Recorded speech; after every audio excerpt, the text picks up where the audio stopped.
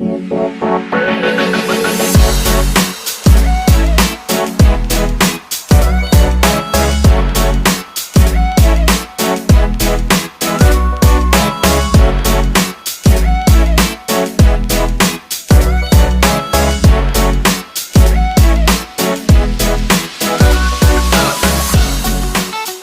name is Giovanna Traconis. I go by Gia, and I am with Lenox and Parker, and I am live from Las Vegas, Nevada right now.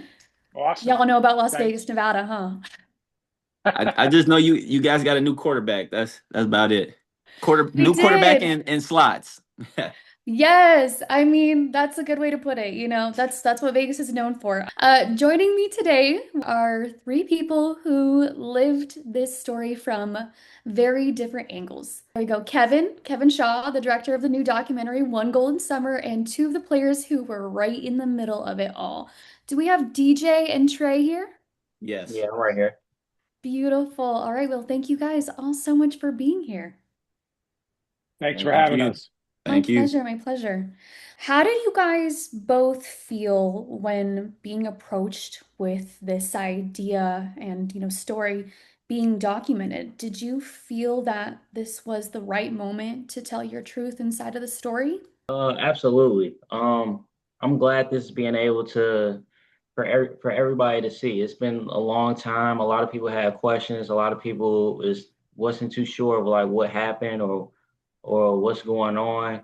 And I'm glad this is everything is being expressed, is being brought out. We're able to tell our side, tell our real emotions, being able to make everybody see like what's actually went on behind the scenes. And overall, this is just a great film to just kind of like sit down and like decompress and actually, comprehend what we had to go through, inside out from the good and bad and from, and now, we're all grown up and stuff now, and now how we live in and how it's made us to who we are today. So overall, this is something that's not only that's good for us, but it's also good for a lot of people that was, wondering what was going on about us and wanted want to continue to follow up on the sport of baseball or anything like that. So I think it gave a lot of people outside looking in and the people that were in the thick of it some type of closure. I think this documentary it's been such a long time since it's a decade. So it's been such a long time since that all went down. And I feel like when that all went down, it was kind of a dope business at that point. We really didn't have a say nor a play into what was going on after. So to finally get some type of closure, thanks to Mr. Shaw over there, that the fact that we kind of got some closure about it, and was able to see the great and creative work that they've done for the film for us was great. Because I mean, there were some scenes in there that I've never seen before, or never even thought was being recorded when I was 12 years old. So to see a lot of new things in there, and to see a lot of the joy and the stuff that we went through around that time, now at the age of 24, is kind of great, man. And I'm just glad a lot of people was able to see that and know kind of what really happened. Because there was a lot of people that I know personally that was like, yeah, I remember you guys. I really don't remember what happened after you got your title stripped. And that's the same response I get all the time. So for them to finally see, and they've watched there were a lot of people that watched the first time that it was live on TV. And when they came back and saw me again, they were like, man, I finally got to understand what really went wrong and what happened after that. Because no one, the news always shows you what happened, but not really what, they don't show you everything, or they don't really go into depth. They just talk about it and they move on. So to be able to see that closure was great. Of course, the media is always going to put, the perspective in one lens, but thank goodness we have, director Kevin Shaw over here telling this story. And I want to know, Kevin, so you're telling a story that people think they already know, from all the headlines and all the media, what is something that you discovered during this journey that completely flipped the narrative for you? I don't know if there was one thing that I discovered that really flipped the narrative for me. For me, it was really about giving the young men at this time an opportunity to tell, the story from their point of view. We had heard all the headlines. We realized a lot of them were tabloid headlines and stuff of that nature, and we never really got to go down deep and gnaw at the bone a little bit and really kind of understand what it felt like for Trey, DJ, and their peers to go through what they went through. And when you hear Trey talk about these experiences, but like have such a positive outlook on and positive viewpoint over some things that a lot of times might have really um, crush some other people and crush their spirit. Well, that didn't happen here with these guys. They continued on with their dreams and their goals. Of going on through high school, going on to college, and pursuing their professional baseball aspirations. And so I think that was something. If there was anything that was maybe a little bit of a surprise, was that being the cynical person I can be sometimes.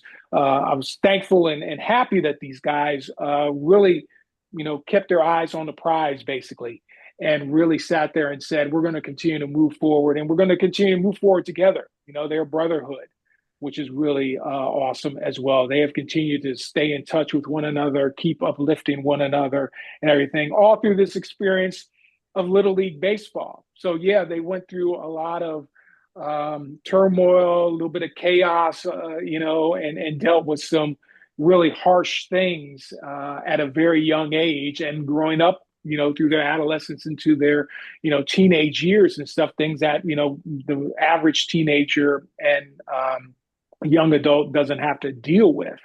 But despite all that, they became not only great, continue to be great brothers and everything, but they maintained that focus, that drive, that determination to not let anything, take them off of their journey, take them off of their goals and all. And so I think that's something that I think a lot of people, when they watch the film and sit with it at the end, can sit back and say, man, look at those guys continue to shine. They're going to continue to shine. They haven't even reached what their ultimate goals are just yet. They're still moving forward. And I think that's something that's really, really precious to kind of sit back and enjoy. It is definitely precious, and I think the film captures that theme of brotherhood very well. It's a very common theme.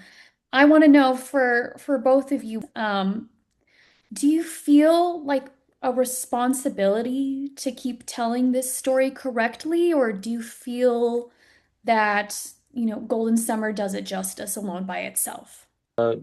Golden Summer definitely does it by itself. Before the whole the whole film and documentary, it was tough to explain all of this to somebody because nobody understands. They don't know what's going on, in the back. They don't know the whole, the nuts and bolts that comes into it.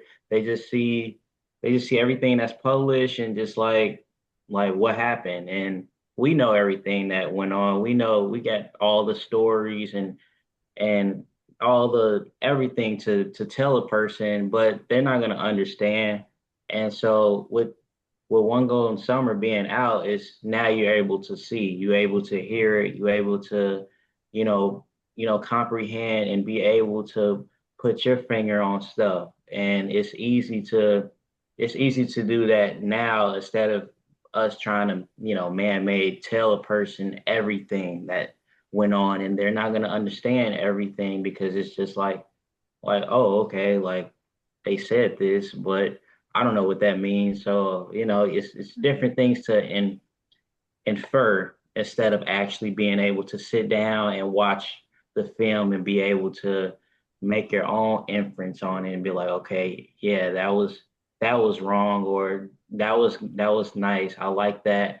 Um, so One Golden Summer definitely does everything justice. It makes everything easier, not only for us as the players and but just everybody that had any questions or concerns, it's all laid out and the foundation is right there. Yeah, it's I think it's always great to hear it from the horse's mouth, but also too having somebody write it or having somebody film a documentary is even better because it's a lot easier. It's a lot easier than having to explain a million, every time somebody would ask, they always got questions after or how or why or how did this, how did that? And now I can just say go watch it on HBO Max and you find everything you need to know. And that's a great thing to do now because for the longest we've had to explain what really happened without really knowing what happened. And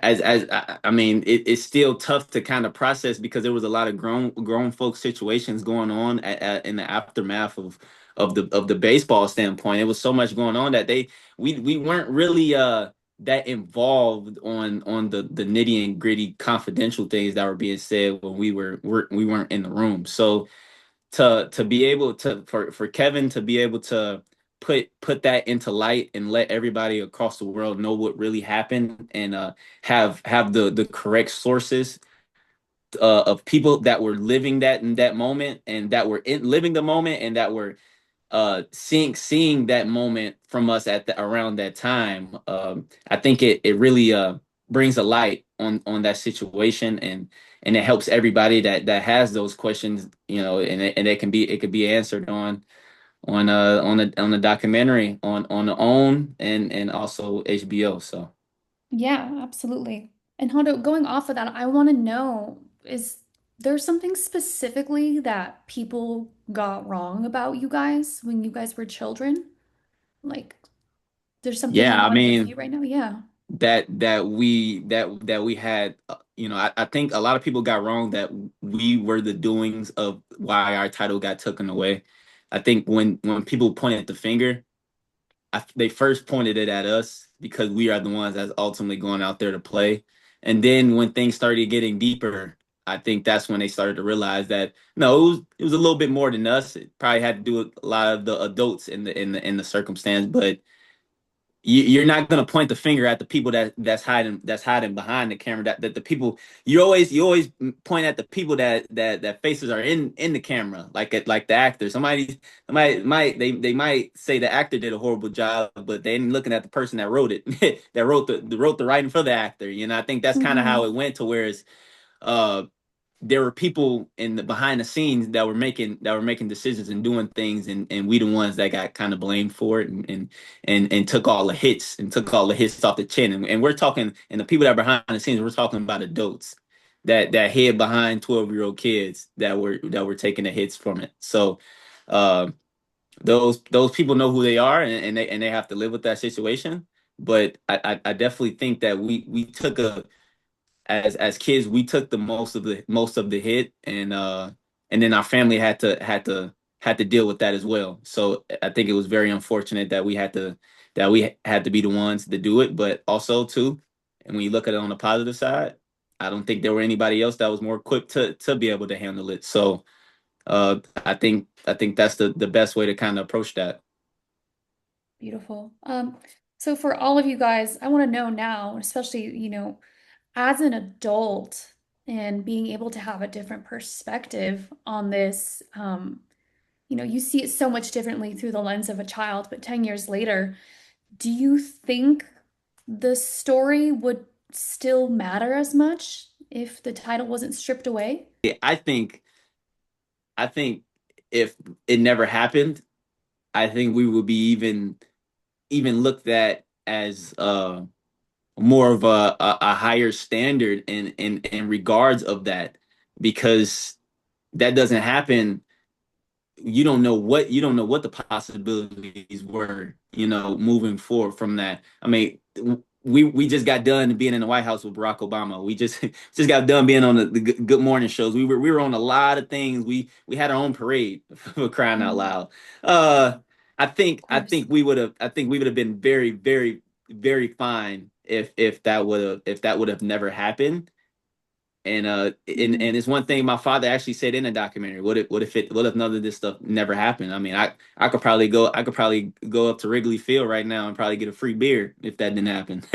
You know what I mean? That's the thing, that's the things you kind of think about is, man, we would have been looked at as a Michael Jordan of Chicago, or like the 90s Bulls. We would have been looked at as that, of one of the best Chicagoan teams to ever, be created out of Chicago. We would have been looked on the same pedestal of those people. We ain't had 6 rings, but at the same time, we would have been looked at as that in the city of Chicago. And personally, all I care about is how everybody in my city that I lived in cared about how about us and our team. And the people around the nation, they can have their own opinions, but only the people from Chicago really knew what it meant to be in that status. And I really truly believe if it never happened, that we would have been even more superstars in our own city. But it did happen, and also we're still looked as that to a certain degree,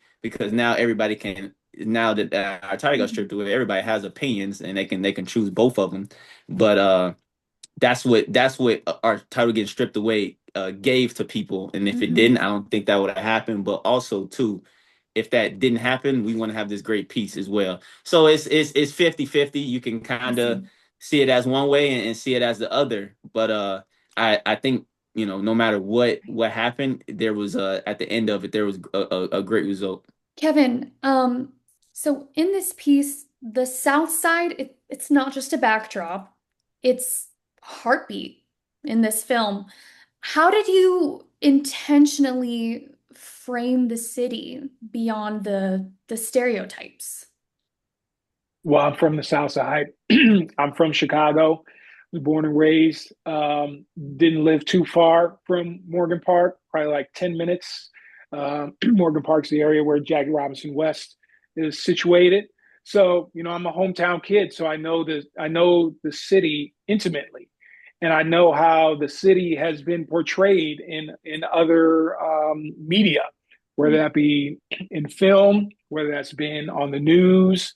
We know what the perception sometimes of what our city is, and they're negative, and then when you look at what Black youth and what those negative perceptions are, a lot of times, these are things that, I've dealt with forever. I grew up in the city. I was a Black youth at the same time too, like I had those instances of dealing with microaggressions and macroaggressions. So, it's coming from an intimate place. So I understand, where Trey, where DJ, where they grew up, because I grew up in the same spot. I grew up in the same neighborhood, and I understand some of the things that they go through, especially when it comes to race and everything. And so Mhm.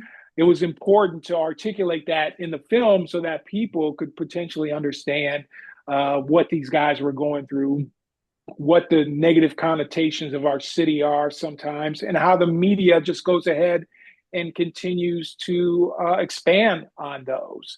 The biggest thing when you looked at this story, yeah, it was great that they were all Black team. It was rags to riches, as as a lot of the media portrayed it to be, thinking that these guys came from broken homes, came from parts of the city that might have a few more criminal elements there, that they have to deal with. And like none of that was true. They didn't come from those parts of the city. They didn't grow up in those kind of environments. They didn't have those family situations to deal with either. A lot of them came from spots that were just like any normal American home with two parents who were both working and trying to do the best for their kid and give them opportunities. And maybe if they didn't have two parents, maybe they had one parent that was out there doing doubly extra to try to make sure that their kid had great opportunities to make it in the world and stuff. And so it was important to kind of really look at that lens, because that is something that the media does continually, that they did back in 2014, that they continue to do easily, and they're never criticized or really looked at for why they do that. They specifically did that here in this instance. And as people from Chicago, we get tired of that. Our city is great. There's amazing. It's an amazing city here in this country, and so we want to change the narrative, Hmm. and show you what our city is all about. And following into that, and I know Trey and DJ briefly touched on it. The film makes it really clear. Adults made decisions, and kids, at the time, kids paid the price. Why do you think the media and the national conversation struggled to separate those two truths? Because I think it's easy to just go ahead and put the blame on who's in front of the camera, as Trey said, and unfortunately, it was these young guys from JRW who are in front of the camera. And so they become easy targets. And, we're at a stage where social media is not what it is today, but it had started to be that space where you could let toxicity reign. And it's Mhm. easy anonymously to just throw insults at these guys. And they all had, social media profiles and stuff. And so they all got, different, Mhm. they got all that garbage and stuff. And it was easy. So they're just an easy target because Right. they were there in front. And people just didn't want to sit there and kind of understand, well, maybe there's some other things going on here. Or I don't know the entire story. Or I don't know who exactly, was in charge of getting all the files together with the neighborhood paperwork and then taking it to, Little League International. And people didn't want to sit there and understand, well, Little League International sat there and approved the team all this time and then went on all the trips with them when they were celebrating their championship and all these great opportunities to grow their game. And so they were growing their game on their back, Hmm. basically on the back of what they had accomplished. And when things transpired in a negative way, they cut them loose as quickly as possible. Yes. And that's something that people don't sit there and realize and sit with as well and think about, man, is that morally right too?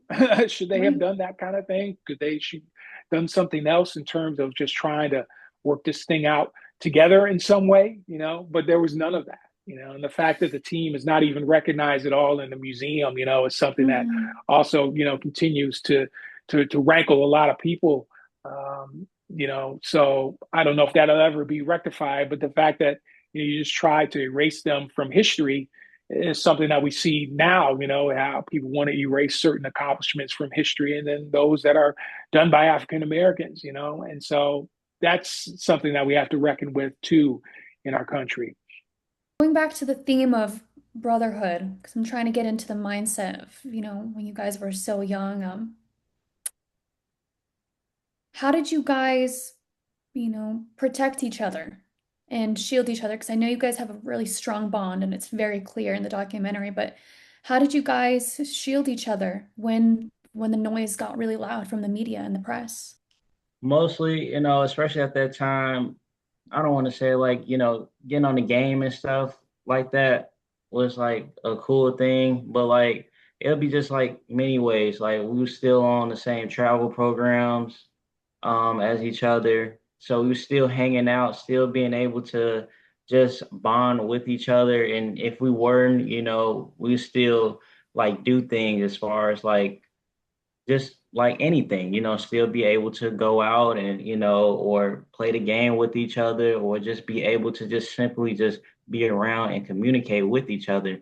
And at the time, it may seem simple, or just like easy, but it was more so routine, it's like a brotherhood. You're able to communicate, you're able to talk, you're able to, play basketball or play laser tag or go to a tournament and, play ding dong ditch in a hotel. And it's just like those like little things was able to make us still be who we are. Despite everything, it felt like the world was against us. We still was with each other in various ways to the point where it's like, okay, everybody else, they may not see our brotherhood, or they might not understand where we're coming from, but we got each other at the end of the day. We've been in this battle, we've been in this heat with each other. And so now it's more of a comfort thing, you know? And that's just overall, that just made us continue to just grow as far as like what we want to do, as far as career, as far as continue to keep playing and not worry about the outside noise. Um, so just I know for sure little things like that play a tremendous role. Just being able to still be in contact with each other to this day, um, you know, and then looking back at it, like how we were able to like cope with it back then, you know, being able to just be ourselves and be able to still laugh and joke and talk about the great times that we molded and been around each other that nobody else has probably seen. Or now the documentary's out, so you see a little bit of it, but have those stories and just a whole just comes together as a whole. And that's what makes the brotherhood even special, you know, through And those DJ, things. knowing what you know now, if you could just, and I have one more question after this, knowing what you know now, if you could go back in time, what would you tell 12-year-old DJ? What would you say during that moment when everything was going on? I'll tell them you got to keep going. You got to keep your head up. You can't worry about what outside people are saying. You know, if you want to be somebody, or if you want to have all these goals and aspirations, and you know things that you want to achieve later on, it's going to be a lot of people that's going to try to sabotage you, tell you that you're not going to be able to do, or have opinions on you that you can't worry about. You got to trust yourself. You got to trust wherever, you know, whatever the faith. You got to have strong faith and the abilities that you're given. It's gonna be people that's gonna uplift you, and that's why you got to keep those people close. But there's gonna be people as well that's gonna try to downplay you, or it's gonna be people that's trying to break you down because they see so much great things and they see how positive you are in such a light that they may not ever see. So just being able, you know, it's going to be tough times. It's going to be difficult times to where you're going to have to, you know, kind of put your boots on and strap your trench straps up and be able to go to war. But at the same time, you got to know it's a light at the end of the tunnel, regardless of what anybody is saying or what anybody is trying to make of you. You know, you are who you are. My last question for the panel is when all the headlines fade and the trophies are gone and um, what do you guys hope that people remember about that summer? And then if you want also, to give a personal message to Chicago. But yeah, when the headlines fade and the trophies are gone, what do you guys hope people remember about that summer? I honestly just hope they really enjoyed experiencing a bunch of kids having fun, really being really themselves, just being authentic and being themselves and showing the pride of where they came from and the culture that they got brought into and the life that they didn't ask for but took on head on and and achieved something that was very special to the point where a whole nation and a city was able to back them and be behind them without us having to advertise ourselves, market ourselves, do anything. It naturally happened. It naturally the love naturally came and it didn't take for us to do anything extra other than be ourselves and have fun playing the sport that we loved. And I just think for the city of Chicago, uh I it's the best city in the world. It's the best city in the world. It's always the best city every year, and I will stand by that. And just like Kevin said, I hate that so many people see our city as something that is negative and dangerous sometimes, but it's not really that. It's one of the best cities in the world, and I don't see myself being from or being from anywhere else. So I love this city so much, so dearly, and I'm just glad that I was that our team was able to show what the people in the city of Chicago are made of. Hmm. Absolutely. And I'll reiterate that question if anyone wants to jump in. I asked, when the headlines fade and the trophies are gone, what do you hope people remember about that summer? Um, Mainly just, the impact that we brought to the community. Not only just the city and our community, just like overall, just kids being able to, even adults, being able to be like, okay, this is what I want to do. I want to follow baseball now. I want to see what's how, gets be deep and be transparent about it. Or kids now is like, oh, they look like me. I can go to the World Series. I can do this. I can just being able to let people and children understand that this could be them. And overall, like Chicago is a city of just greatness, and just being part of that greatness and that overall aura is just something that I'll never forget. It's hard to feel that way in the city, especially about sports. It's a lot of tradition, a lot of history has transpired in Chicago, and sometimes we can be spoiled of that. And I'm grateful, and I'm overall grateful to have my brothers as well, and we able to experience this together. And now, being able to look back on the film, I'm glad that everybody else is able to see the greatness and impact that we have made to many others. So. That's beautiful. And I just want to let you guys know, for me personally, after watching this, I'm sure you get the question a lot, like, do you guys still consider yourself champions, right?